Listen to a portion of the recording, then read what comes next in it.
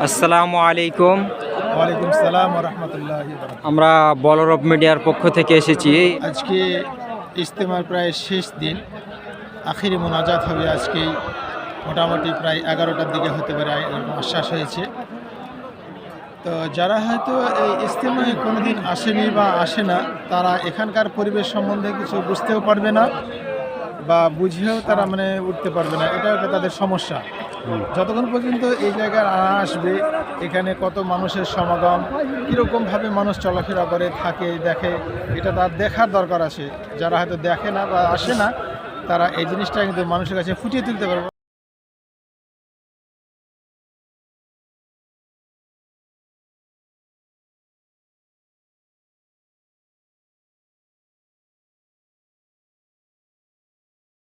अल्लाह हमारे इज्तिमा को कबूल फरमा ले। अल्लाह 3 दिन से सब कुछ छोड़ के यहाँ बैठे हुए हैं। अल्लाह दुनिया के सताए हुए हैं हालात में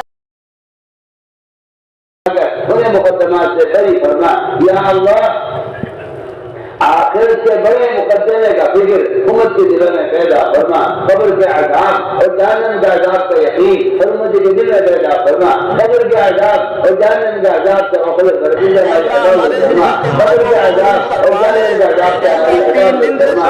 या अल्लाह जिंदा को उसकी तौफीक नसीब फरमा। ए अल्लाह दाखिला मुकद्दर फरमा। ए अल्लाह जिंदगी फिरदौस में दाखिला मुकद्दर फरमा। अपने गैर से मुस्तगनी फरमा कर अपने अराबे पर साबित कदम फरमा। ए अल्लाह अपने फजल अपने करम से हमारी तमाम दुआओं को कबूल फरमा।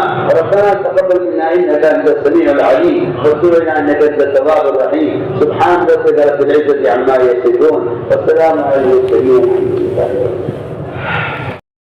सबसे पहली बात यह है कि नमाज के ज़ाहिर को दुरुस्त करो।